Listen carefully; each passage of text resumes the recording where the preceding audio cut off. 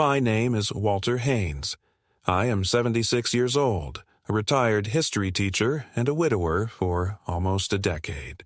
I live in the house I built with my own hands in 1982, a modest two-story home with a wide porch and creaking stairs, nestled in a quiet corner of Cedar Ridge, Nebraska. When I say I built it, I mean I laid the foundation myself, hammered in the nails, stained the wood. Every floorboard holds a memory. Every dent in the banister tells a story. I used to think that kind of permanence mattered, that if you poured enough love and sweat into something, it became untouchable.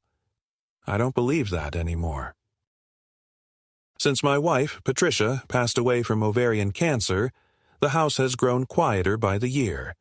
The silence is no longer peaceful, not the kind that comes from contentment after a long life lived well. It is the kind that seeps into the walls and makes your bones ache when you lie awake at night, wondering what's left.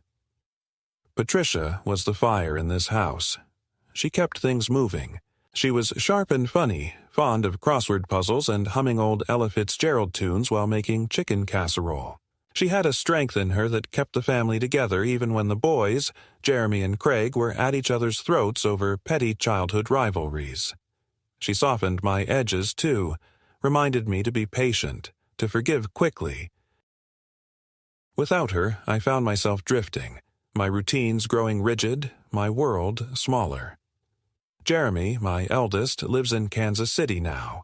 He's in commercial real estate, or at least that's what he tells me when we speak, which is not often.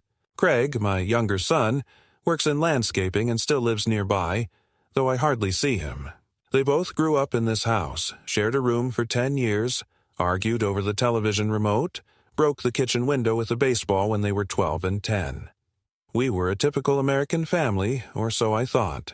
I taught at the local high school for over 30 years, which gave me summers off to take the boys camping, to Yellowstone, to the Rockies.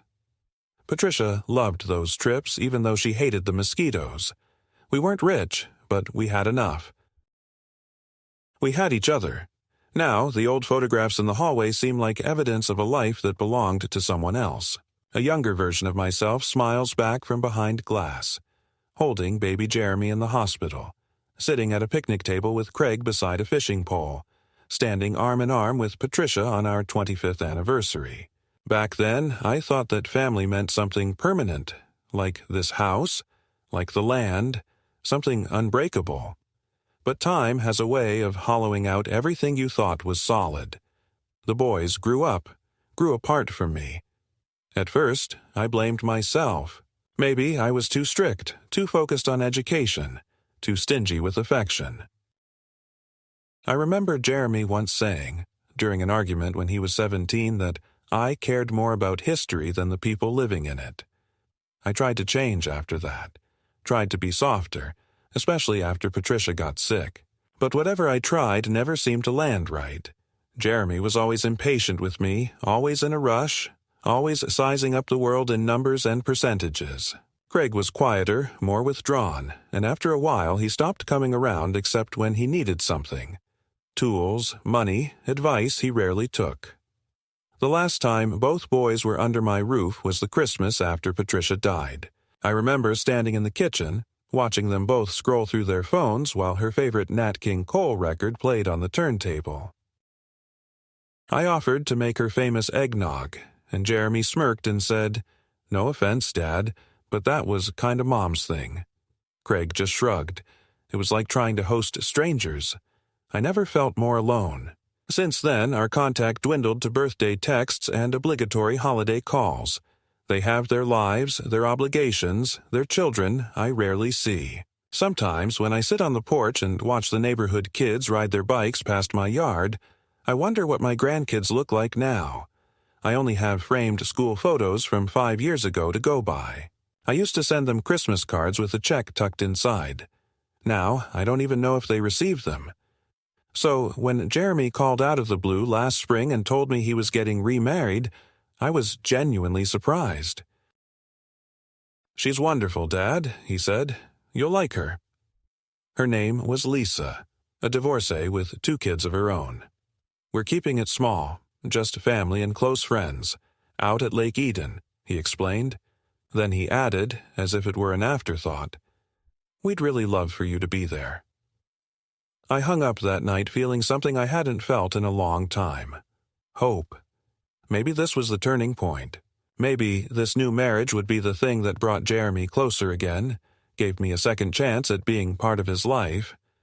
I imagined sitting with him after the ceremony, sharing a drink, talking like we used to. Maybe we'd laugh over old stories. Maybe he'd ask me to be involved, to help guide his stepchildren the way I used to guide him. For weeks, I planned what I would wear. I took my old gray suit to the dry cleaner and polished my shoes. I even bought a new tie, navy blue with thin silver stripes, subtle but respectable. I rehearsed what I would say to Lisa, how I would tell her I was happy she made my son happy. I practiced smiling in the mirror, trying to erase the worry lines that had dug trenches into my face these past 10 years. The invitation came in the mail, a thick cream-colored card with embossed gold lettering. It read, "Together with their families, Jeremy Haynes and Lisa Carmichael request the honor of your presence." I stared at the phrase, "together with their families," for a long time. I wasn't sure I was still part of that category, but I was willing to try. I RSVP'd yes the same day. In the weeks leading up to the wedding, I didn't hear much from Jeremy. A few logistical emails, nothing personal. When I tried calling him to ask if he needed help with anything, I got his voicemail. Still, I made my plans. I booked a modest room at a nearby motel and arranged a ride to the venue, which was nearly 4 hours from my home. The day of the wedding, I woke early, shaved carefully, and put on my best cologne. Patricia's favorite, even though I hadn't worn it in years. As I stood in front of the mirror, adjusting my tie, I told myself this was the beginning of something better. That maybe, just maybe, I would come home with a heart less heavy. What I didn't know then, what I couldn't possibly have imagined, was that this day would become the final fracture in my already splintered family. That, before the reception ended, I would be publicly humiliated, betrayed in a way no father should be. That I would leave that place not just heartbroken, but homeless. But that, I suppose, is the part of the story that comes next. The wedding venue was as extravagant as it was unfamiliar. Lake Eden was one of those places that appeared in glossy brochures advertising luxury countryside retreats. All stone lodges, manicured gardens, and white tents strung with delicate fairy lights. It was picturesque, no doubt about it, but it felt curated, artificial, like something borrowed from a lifestyle magazine meant to impress people who were already too numb to be impressed. I arrived early, nervous not to be late, and found myself lingering near the back of the main lodge, unsure of where I fit in. There were people bustling about in coordinated navy blue attire, wedding planners, I assumed, all wearing earpieces and speaking in clipped, efficient tones. I saw no familiar faces for at least 20 minutes. No one approached me, not even with a polite smile. I held the small wrapped box I had brought, an antique pocket watch that had belonged to my father, which I'd polished the night before, and waited for someone to acknowledge me. I was starting to feel foolish standing there in my old suit, trying to look useful while guests arrived in sleek cars and headed off toward the ceremony site. Eventually, Jeremy appeared. He was wearing a perfectly tailored tuxedo with a boutonniere of white orchids pinned to his lapel. He looked thinner than I remembered, a little grayer at the temples, but still unmistakably my son. When he spotted me, he offered a quick smile, almost perfunctory, as if he were greeting a distant cousin. "Dad," he said, approaching with a clap on my shoulder. "Glad you made it?" His eyes flicked down at the gift in my hands, then back up. He didn't ask what it was. He didn't introduce me to anyone. There was a moment of silence before I broke it. "You look good, son," I said. "Patricia would have loved to see this day." "Yeah," he said absently, glancing over his shoulder. "Listen, can I talk to you for a second? Privately?" I nodded, thinking perhaps he wanted to share something personal, something sincere before the ceremony. Maybe nerves, or even a thank you for raising him. My heart softened with that thought. He led me away from the lawn and through a side entrance into one of the smaller rooms inside the main lodge. It was furnished like a boardroom. Long table, leather chairs, a carafe of water, and glasses. Jeremy shut the door behind us and turned to face me with a different expression. Serious, detached. "I need to talk to you about the house," he said. The sentence landed like a stone. I blinked. "The house?" "Yeah, the one you're living in. Look, Lisa and I have been talking, and we think it's time you transferred the deed." I laughed, a nervous, awkward sound. "Transferred the deed? Why would I do that?" "Because it makes sense," he replied quickly. "You're living there alone. It's old, it needs maintenance, and, honestly, Dad, it's not practical. Lisa and I want to build equity. We'd move in, do renovations. You'd come live with us, maybe in the guest house we're planning to build on the property." I stood there, struggling to process what he was saying. "You want me to sign over my house on the day of your wedding?" "I'm not asking you to move out tonight," he said, holding up his hands. "I'm just saying, let's be smart. It's an asset that could benefit the whole family. You're not using the full space. You've said yourself it's too much for one person." "No," I said, sharper than I meant. "That house is my home, Jeremy. It's where your mother and I raised you. It's where she died. It's not some asset to be redistributed." He sighed and stepped closer, dropping his voice to that condescending tone adult children use when they think their parents are being stubborn. "Dad, come on. You know I'm right. We're not trying to hurt you. We just want to plan ahead. You're getting older and things could, well, they could change fast. Medical bills, care expenses. This way, everything's streamlined." "I don't need a lecture on getting old," I snapped. "What I need is for my son to show some respect." He looked at me, and something changed in his eyes. A coldness set in. "You're being unreasonable." "I'm being a father," I said, my voice trembling now, but not from fear. From anger. "And that house is mine. It will remain mine until I decide otherwise, and I will not be manipulated into handing it over like a favor." There was a knock at the door, and one of the navy-clad staff members poked her head in. "Mr. Haynes, they're ready to begin." Jeremy turned to her and nodded. "We're done here." He didn't look at me as he left the room. Just walked out like I wasn't even standing there, as though the whole conversation had been a transactional formality. I was left alone in the sterile, air-conditioned room with the weight of betrayal sitting heavy in my chest. I stood there for a minute, then another, unsure whether I was supposed to go join the others. I finally wandered back outside, trying to find my seat among the rows of chairs by the lakeshore. No one had saved me one. I took an empty spot at the end of a row, my hand still gripping the box I had brought. The ceremony passed in a blur. I didn't hear the vows. I didn't taste the champagne. I clapped when others clapped and smiled when someone looked my way. My thoughts were spinning. How long had this plan been in motion? Had Lisa encouraged it? Did Craig know? As the reception began and people moved to the tented area for dinner and dancing, I stood to the side, unsure where I was supposed to be. A waiter approached me with a glass of wine, which I declined. A few distant relatives offered polite hellos, but no one lingered. I felt invisible. Then a security guard in a black blazer walked up to me. He was polite but firm. "Mr. Haynes, I've been asked to escort you off the premises." I stared at him. "Excuse me?" He looked genuinely uncomfortable. "I was told to ask you to leave. Something about a family matter. I don't want to make a scene." I felt heat rise in my face. "Who asked you to do this?" "Sir, please." I turned and saw Jeremy across the lawn, standing near Lisa. He wasn't looking at me. He had his arm around his new wife and was laughing at something someone said. He didn't glance in my direction, not once. I looked back at the guard and nodded. Fine. He walked with me to the parking lot in silence.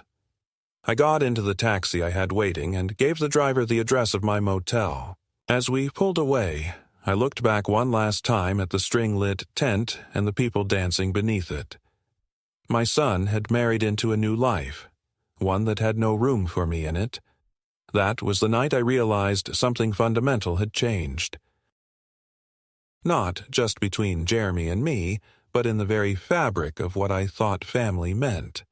That conversation, that cold demand for my home, and the humiliating way I was dismissed from his wedding. It wasn't just a moment of disrespect. It was a declaration. I was no longer needed, no longer seen as a parent or even a person. I was just a hurdle, an obstacle between my son and something he thought he deserved. And I knew, as the lights of Lake Eden faded in the distance, that this was only the beginning of something darker, something I would have to face alone. When I returned to my motel room that night, the walls felt like they were closing in. I sat on the edge of the stiff bed, still dressed in my suit, staring at the floral wallpaper as if it might offer some explanation for what had just happened. The wrapped gift sat on the bedside table, unopened and unclaimed. I hadn't been able to bring myself to throw it away. Maybe part of me still hoped Jeremy would come to his senses, knock on my door, apologize, say it was all a mistake, that he had spoken in the heat of wedding stress, that the security guard was overzealous, that none of it was real. But I knew better.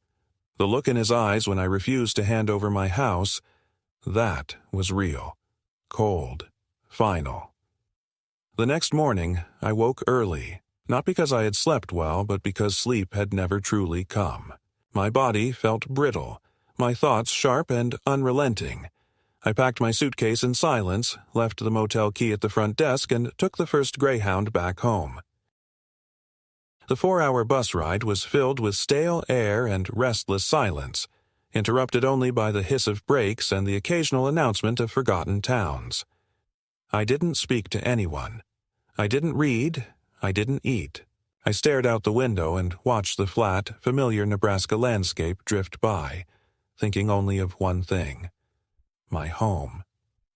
It was late afternoon by the time I finally pulled into Cedar Ridge and walked the short distance from the bus stop to my house. The sidewalk was cracked in places, but I had memorized every break and patch over the years. The maple tree I planted in '85 stood tall and proud in the front yard, its leaves just beginning to curl at the edges from the late summer sun. The sight of the house brought an unexpected lump to my throat. The porch light was off, the curtains drawn, just as I had left it. But when I reached the front steps and took the key from my pocket, I realized something was wrong. The lock was different. At first I thought I was imagining it. I tried again, jiggling the key, then turning it the other way. It didn't fit. I stepped back and looked at the door more closely. The brass was shinier than I remembered. The screws were new. My hands trembled as I reached up and tried the screen door latch. That, too, had been replaced. My heart started pounding. I walked around to the back entrance, the kitchen door. Same story. New lock. No key worked. I circled the house, growing more frantic by the minute, until I spotted it. A sheet of paper taped to the side window near the driveway. It was an official-looking notice printed on heavy paper and bearing a company logo in the top left corner. The words at the top read, "Notice of lien pending." Below that, a legal warning about the property being under financial dispute and restricted until resolution. I stood frozen, reading it again and again, my brain refusing to accept what my eyes were seeing. My house, the one I had owned outright for over 30 years, the house I built with my own hands, was no longer mine. Or, at least, not fully. I walked across the street to the Johnsons, my neighbors for over 2 decades. Rita opened the door, surprise flashing across her face when she saw me. "Walter, I thought you were out of town for the weekend." "I was," I said, my voice hollow. "Did you see anyone at my house while I was gone?" She hesitated, brushing her graying hair behind her ear. "Well, yes, yesterday morning. a young man and a woman. Your son, I think, the younger one. Craig, right? And a woman in a pantsuit. They were going in and out of the house for a while. I assumed you knew. I closed my eyes. Craig, my quieter son, the one I thought was too passive to get involved in something like this. Did they say anything to you? No, she said. But I noticed a car with a Harrington Realty magnet on the door. Thought maybe you were selling. Thank you, I said mechanically. I appreciate it. I stumbled back across the street, dazed. The lock change, the lien notice, the appearance of a realtor. It all pointed to one chilling conclusion. My sons had gone behind my back. They were trying to take my home, by legal force if necessary. I sat down on the front steps, which were still technically mine, though I no longer felt welcome even on my own concrete. My legs ached, but the pain in my chest eclipsed everything. I reached for my phone and called Jeremy. Straight to voicemail. I called Craig, also voicemail. I left a message for each of them, simple and direct. Call me. We need to talk. Now. I didn't receive a response that day, or the next. On the third day, I drove to Craig's apartment. His car was there, but he didn't answer the door. The blinds were drawn. I knocked for 10 full minutes before giving up. That night, as I sat on the edge of the motel bed, I had no other place to go, I began reviewing old financial documents I had stored in my briefcase. Deed records, tax receipts, bank statements. My name was still on every official paper I had. But something gnawed at me. Could they have found a loophole? Used some trick to file a claim? I was not a legal man, but I was not a fool either. I called Alan Berryman, a former student of mine who had gone on to become a well-regarded real estate attorney in Omaha. He remembered me immediately. "Mr. Haynes," he said, "you were my favorite teacher. What can I do for you?" I told him everything, not just the wedding, but the locks, the notice, the silence from my sons. He asked me to fax over every document I had, and I did so the next morning from the motel lobby. By afternoon, he called me back with news. "They've filed a claim of interest," he explained. "Your sons, specifically Craig, based on what looks like a power of attorney form, signed and notarized by you." "I never signed anything like that," I said immediately. "Then it's either forged or misrepresented. We can challenge it, but it's going to take time. In the meantime, you should prepare for a fight." "A fight?" I asked. "Against my own children?" Alan's voice was calm but firm. "I've seen it before, Mr. Haynes. When there's property involved, and especially when adult children think they're helping an aging parent, the gloves come off. You need to protect yourself, legally and financially." The next day, we filed an injunction to halt any transfer or lien proceedings. Alan was swift and meticulous. He filed requests with the county to freeze any real estate transactions and initiated an investigation into the notarized documents. It wasn't glamorous work, but it was mine. It was my only lifeline. I stayed in that motel for a week, a purgatory of recycled air and vending machine meals, while the fight for my home began. I told no one except Alan what was happening. I couldn't bear the humiliation. The people at the diner still greeted me as Mr. Haynes, still remembered me as the man who taught their children the difference between World War I and World War II. How could I tell them that I no longer had a home to return to? Each day I sat by the window with a notebook and a pen, trying to write down everything I remembered. Conversations, promises, incidents, warnings I hadn't seen at the time. It was like piecing together a betrayal that had been building for years beneath the surface of my family.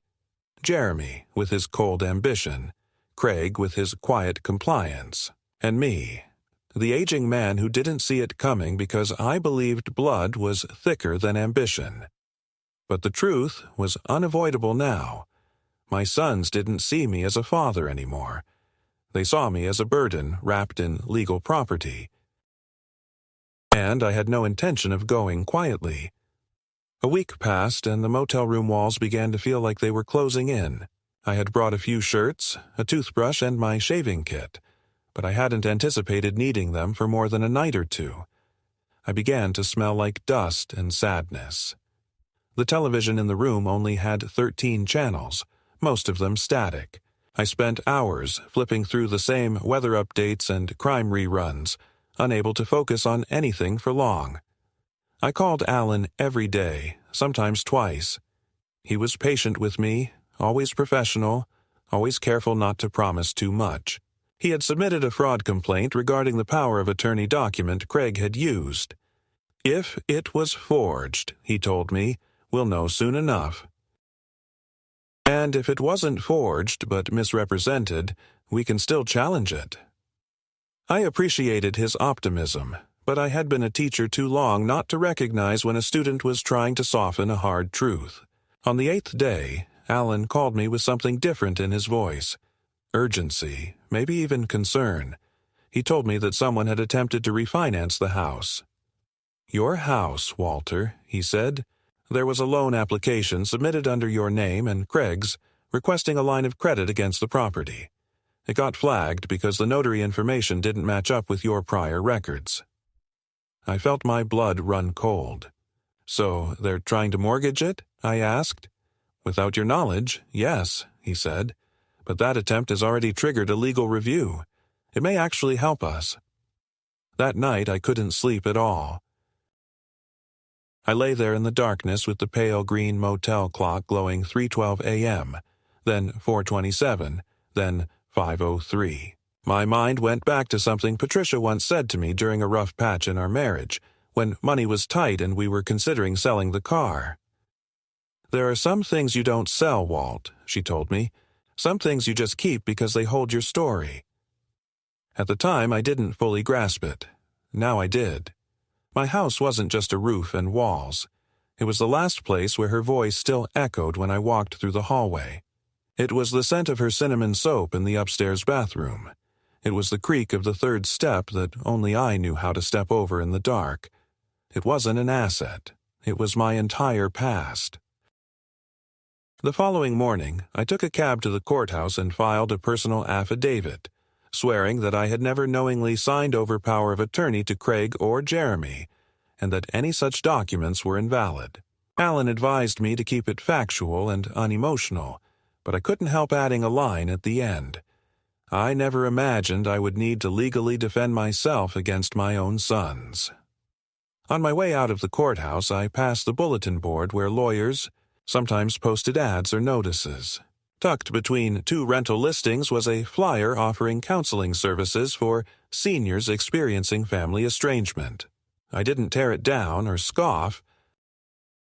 I stood there and read the whole thing, quietly absorbing the fact that I was not the only one.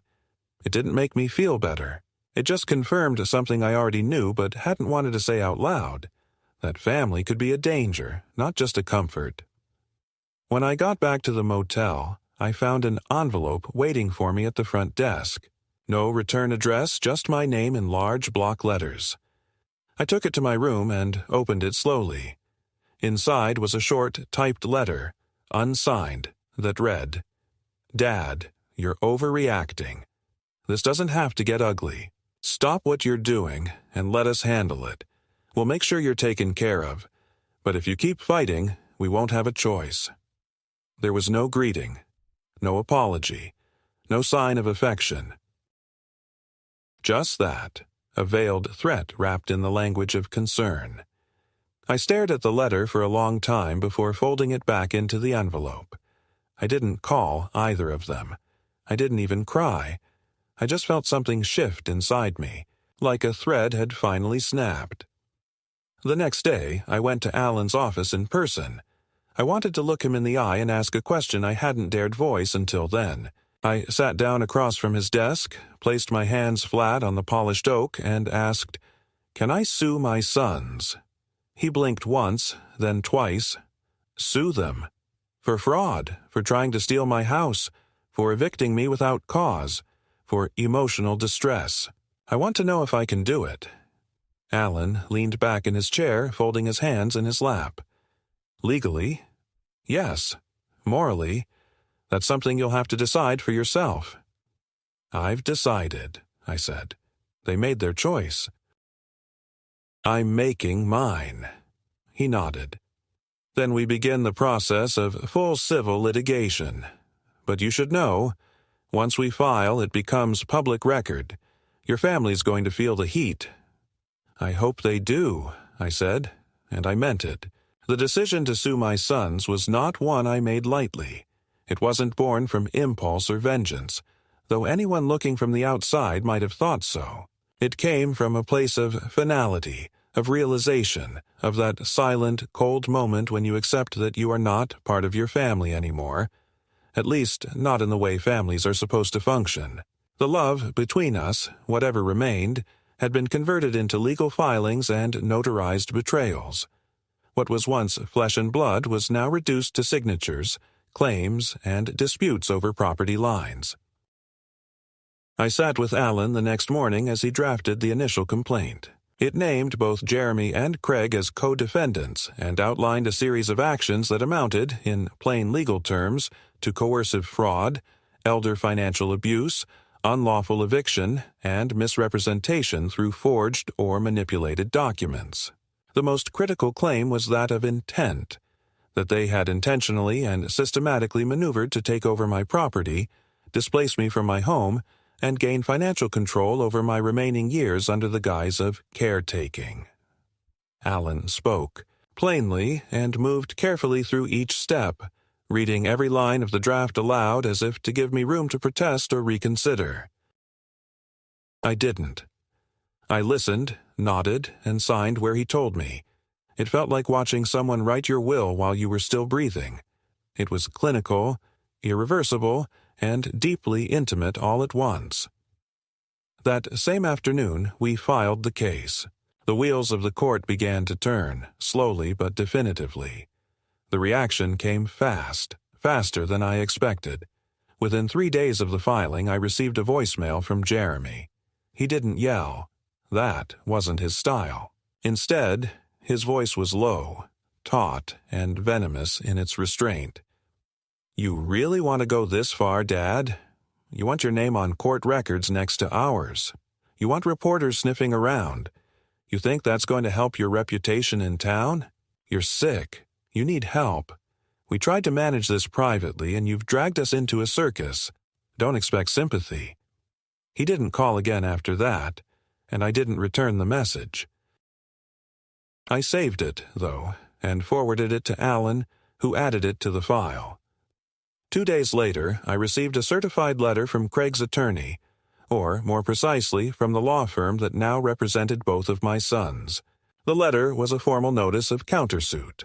They were alleging that I had voluntarily signed over the house in a moment of clarity, that I was now suffering from cognitive decline, and that I was, in their words, a vulnerable elder susceptible to episodes of paranoia and impaired judgment. I sat at the motel desk reading those words and felt something like acid rising in my throat. They weren't just attacking my property. Now they were attacking my mind. They were building a case not just to take what was mine, but to define me out of existence. Alan wasn't surprised. He said it was a classic move in these kinds of cases. Make the elder look unstable, confuse the court into thinking the children are acting in the best interest of an ailing parent. It's disgusting, he said, but it's common. The best thing we can do is get ahead of it. Medical records, evaluations, testimony from friends and neighbors. You've been living independently. You've managed your finances. We prove that, and we take the teeth out of their entire strategy. I agreed to undergo a full cognitive evaluation, scheduled with a third-party geriatric specialist. The tests were exhausting. Memory, reasoning, logic, language comprehension, physical assessments, but I welcomed them. Every question I answered correctly was like a punch against the shadow they were trying to cast over me. At the end of it, the doctor sat me down and said, "Mr. Haynes, you are far from incompetent. Your cognitive scores are above average for your age. You are sharper than most people I see who are 10 years younger. Whatever this is about, it's not about your mind. I asked for a signed statement and had 3 certified copies made. But that wasn't the only blow coming. A week later, Alan called me with another piece of news. My name had been removed from a joint account that I had shared with Craig for over 20 years. I had originally opened it during his college years to help him manage tuition payments, and we had simply never closed it. I had deposited small amounts into it now and then. Birthday gifts, help with bills. I never considered that he might one day use the structure of the account to justify a financial claim. They're arguing that the account was co-managed, and that over the years your irregular withdrawals suggest mental confusion, Alan said. We're challenging that, of course, but they've pulled all your bank statements. They're trying to establish a pattern of irrational behavior. I laughed bitterly at that. So being generous is now a symptom of madness? But the worst blow came not through the legal system, but through the community. Cedar Ridge is not a large town. People talk. And once the case became public, and once the local paper picked it up, everything shifted. It started with the checker at the grocery store who used to call me Mr. Haynes with warmth, now barely making eye contact. Then it was my barber, who suddenly had no open appointments. The worst was at church. I had been attending the same congregation for 35 years. I sang in the choir once. I organized food drives.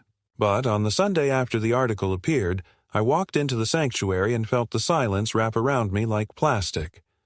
The pastor gave me a polite nod but didn't ask me to stand and speak like he usually did. No one offered to sit beside me. I sat alone in the pew while families whispered behind me. One of the deacons, an old friend named Roger, approached me after the service and said, "I don't want to get involved, Walt." "But are you really suing your own children?" I looked at him, stunned. "They tried to take my house, Roger. They changed the locks. They forged documents." He didn't meet my eyes. "Still," he said, "it just feels wrong."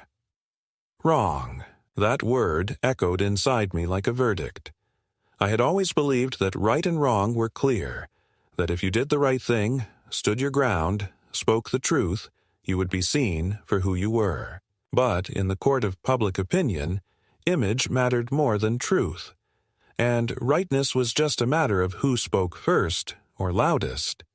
So I stopped going to church. I stopped going to the diner. I stopped walking down Main Street. I became a ghost in my own town, an old man in exile, shamed not for what I had done, but for daring to protect what was mine. I didn't cry. I didn't shout. But inside me, something hardened. That's when I made the second big decision, to sell the house. I still had the original deed, and because Alan had managed to freeze the fraudulent power of attorney, I had the legal authority to initiate proceedings on my share. It wouldn't be easy. The house was technically in dispute, but if I could find a buyer willing to go through the process, I could force a sale through the courts. Alan explained that it was called a partition action, when joint owners couldn't agree and the court stepped in to divide or sell the property. It was drastic, slow, and expensive. But I had no intention of dying while my sons waited for the last nail to go in the coffin. I found a local real estate agent who had dealt with similar cases. Her name was Marla Dorsey. She was in her early 60s with sharp eyes and a voice like gravel. She didn't flinch when I told her the situation.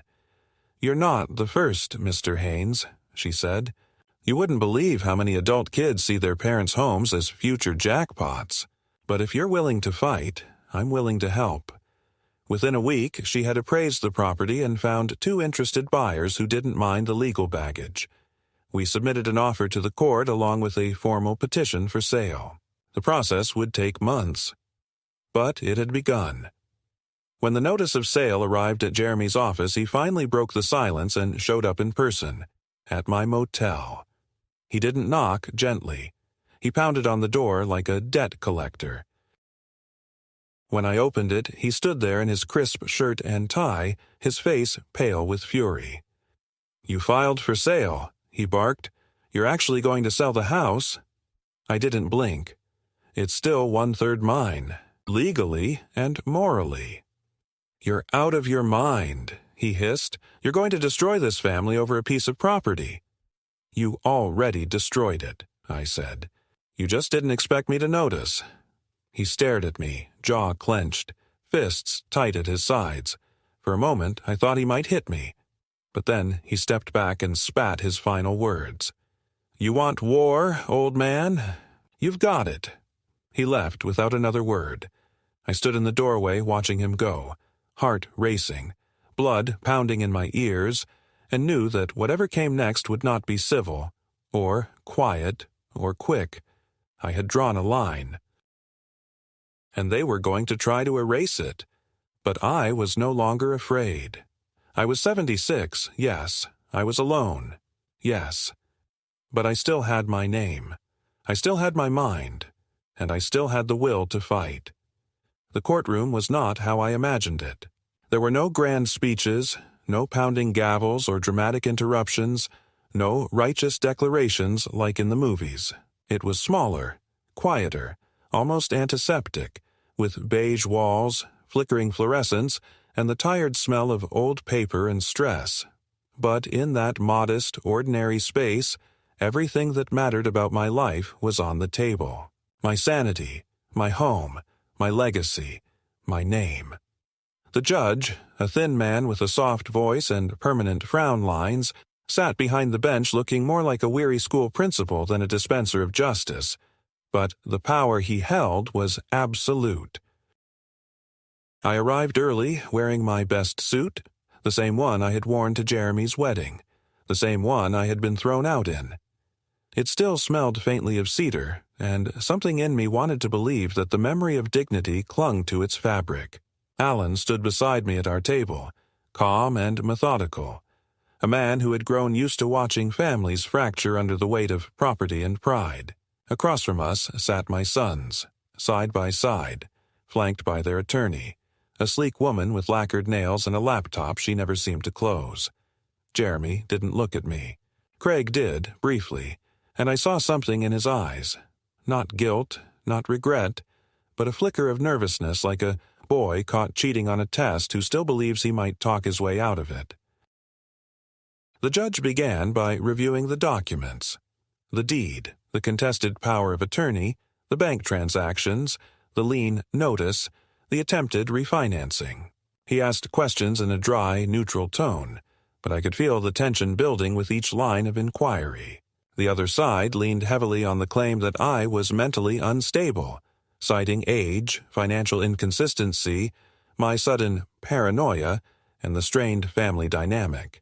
They presented their own set of medical notes, questionably sourced, suggesting cognitive decline, memory lapses, susceptibility to influence. When Alan cross-examined, he eviscerated the so-called evidence, noting that the notes came from a general practitioner who hadn't seen me in over a year and had made no formal assessment. Then he introduced the results of my full cognitive evaluation, objective, clinical, signed by a certified specialist, and the court went silent as he read the final line. Mr. Walter Haynes demonstrates full capacity and awareness, with no signs of cognitive impairment. It was a technical sentence, but in that moment it felt like a sword, slicing clean through a knot of lies. Next came my turn. The judge asked if I wanted to make a statement. Alan had advised me not to let the documents and arguments speak for themselves, but I stood up anyway. My knees ached and my voice cracked at first, but I had carried too much silence for too long to sit still any longer. I told the court how I had built that house with my own hands, how I had raised 2 sons within its walls, how I had nursed my dying wife in its bedroom, and how I had come home from my own son's wedding to find myself locked out of the life I had, given everything to build. I told them how I had begged for explanations and received only threats, how I had tried to resolve things privately and was met with legal maneuvers and gaslighting. I told them that this was not a case of confusion or senility, but a case of betrayal, and that the people I once called my family had decided that what I owned was more valuable than who I was. I said that I wasn't seeking revenge.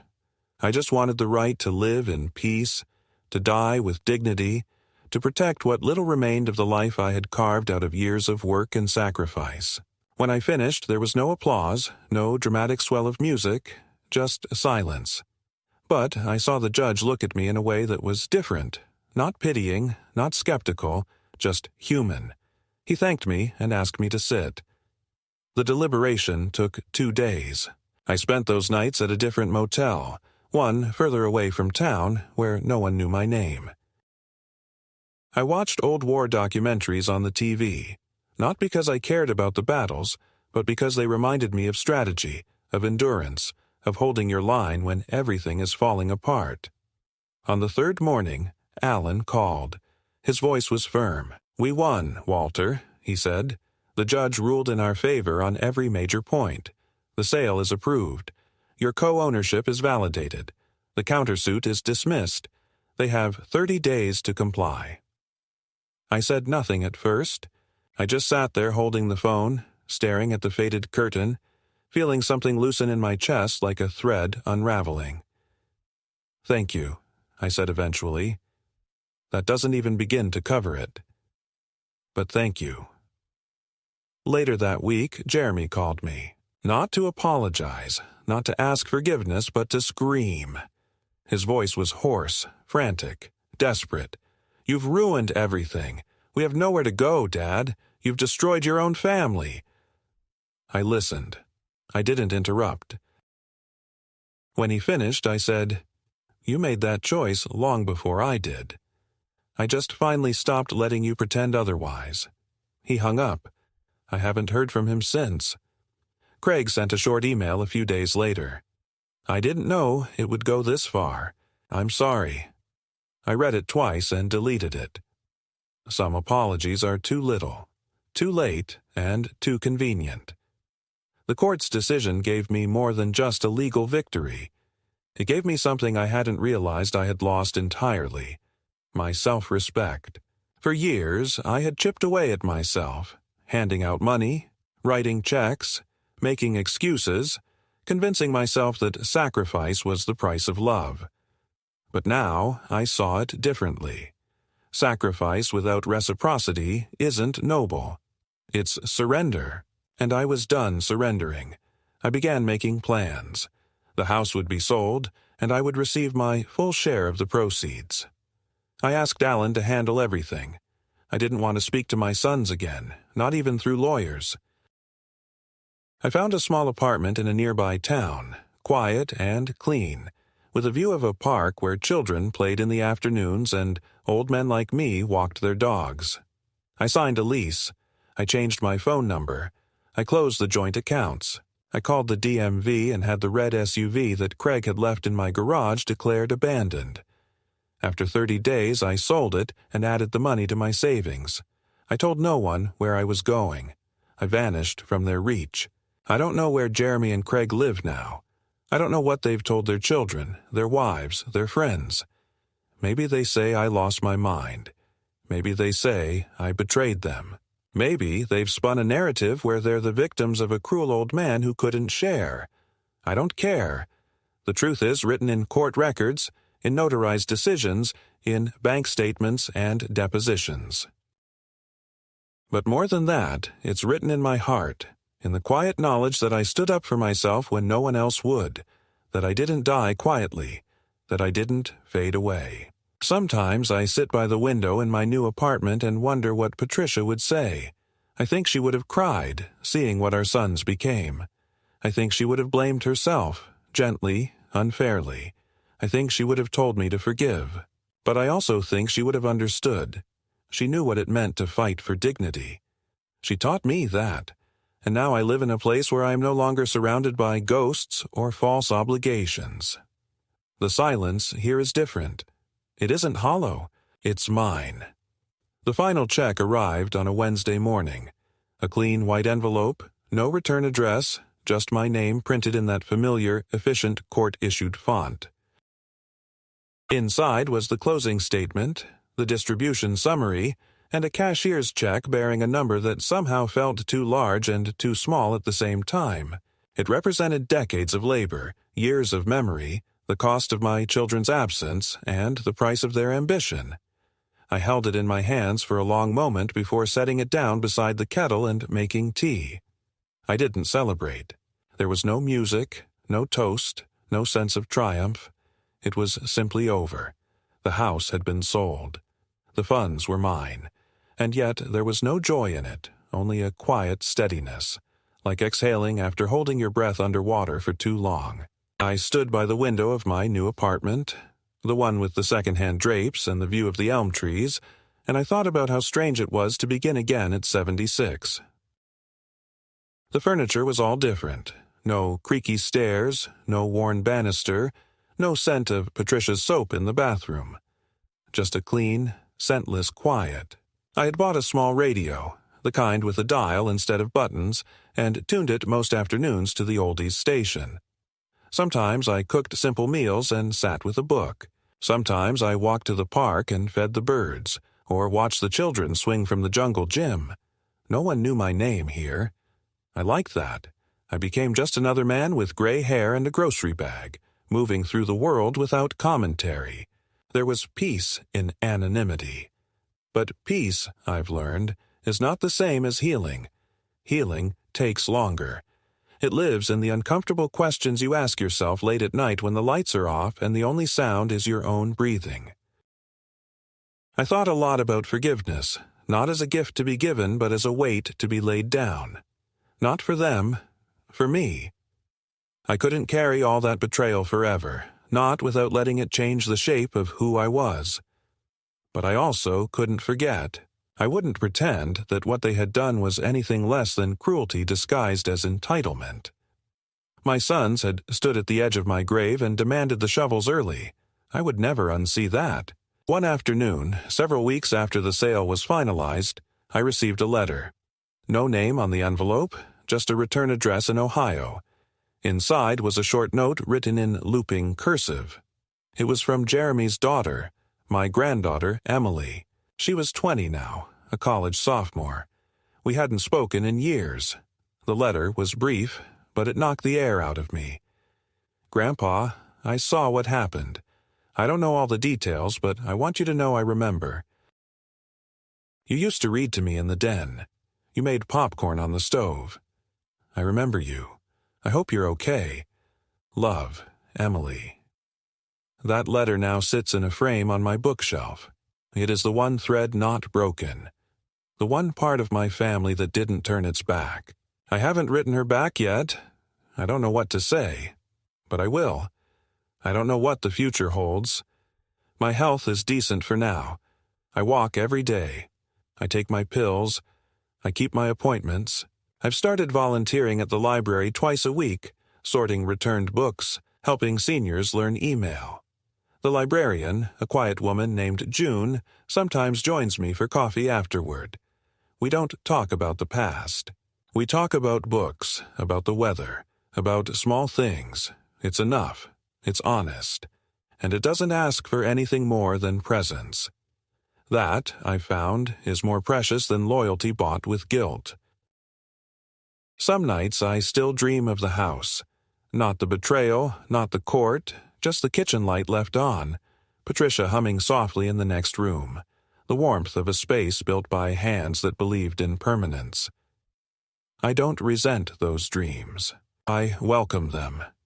They remind me that I built something once, not just with wood and nails, but with care.